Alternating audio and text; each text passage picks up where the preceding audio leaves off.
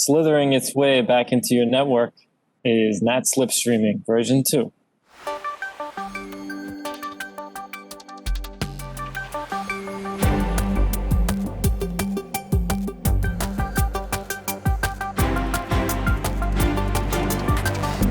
So, George, we all read about the NAT slipstreaming attack a little while ago. Now it seems we have a 2.0 version. What can you tell us? Yeah, so just when you thought you were protected, right? So yeah, there's been some research around trying to get past NAT, and I find this to be a very interesting way, very interesting approach to it, right? So in this particular one, they're using the H323 protocol, which is used in a lot of teleconferencing, telephony, traffic, right? So it's the protocol that's used for a wide variety of what the internet is being used for now. I'll give a little bit of a higher view of exactly what's happening and how they're able to slip through natting. And natting is used to protect internal devices from being seen on the internet, as I'm sure everybody knows. What they're doing in this case is it all stems from a link, right? It all stems from the user clicking on a link they shouldn't be clicking on. And if somebody clicks on that link, let's say they're on their mobile device, right? And a link is presented to them in however many different ways, an email, and they're seeing a lot of it in spam.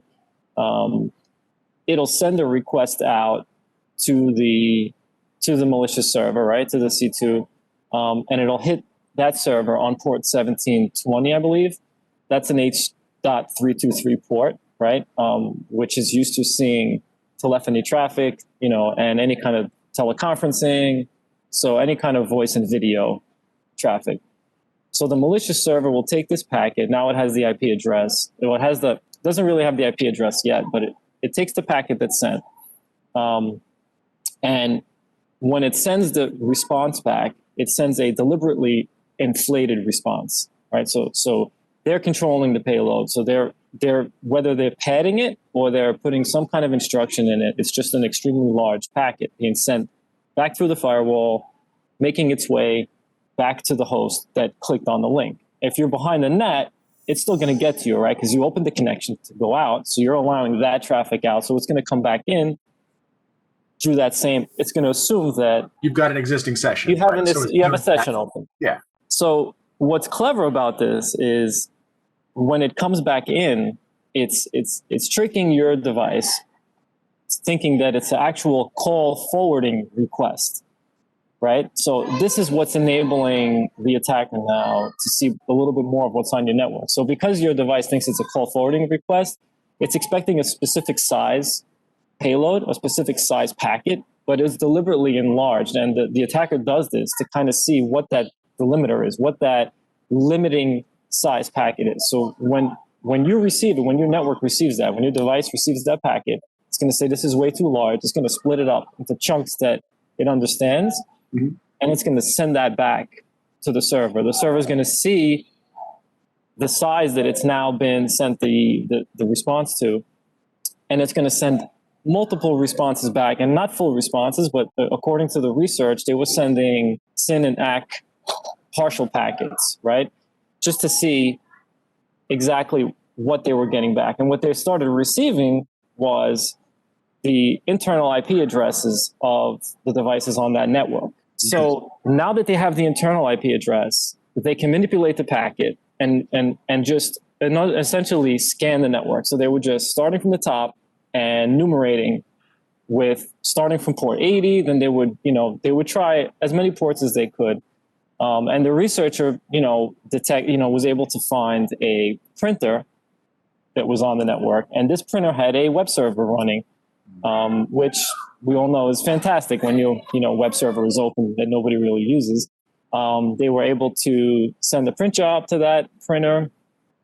Another device that came up along the scan was a camera inside the house, which had a web server running, which had default credentials on it, and so naturally, when the malicious actor, or whatever you want to call them, they're receiving this data, they're just scripting stuff, right? They say, okay, we see that a camera's responding. Let's just send out a bunch of authentication requests, see if we can log in. Boom, they're able to. I mean, that's a story for another time. But so by issuing a H.323 protocol request, they're able to enumerate all the devices on that network segment from within the NAT. Right now, this article is I would say it's about 2 weeks old, maybe 10 days old. There have been mitigations placed from the browser point of view, right? So Chrome, I think it was Chrome, Firefox, and the usual suspects. Chrome, Firefox, and what do you call Safari. it? Thank you. Safari. They've issued patches, and the patches essentially added that port and a few other ports that are not really being used in that fashion to a block list. They're not allowing this kind of back and forth communication to take place, right? So it will only take place if, I guess, a specific application is running. And to add a little bit more to this, there is an application layer gateway that's used typically to make these kind of calls, right? So whenever a call, like this call we're doing right now, there is an application layer gateway protocol that's used to kind of authenticate both sides. And they do have a list of ports that can be blocked. And somehow they were able to get around that using this kind of inflating of the response packet. And the browser manufacturers got together and they found a way to also create their port blocking list. So for the time being, they've kind of remediated this. I mean, everybody probably has that version on their phones anyway. Maybe not everybody has it on their PCs, depending on if your organization does that. Mm-hmm. But yeah, so, this is how they managed to do it. So they essentially tricked the device into forwarding a phone call.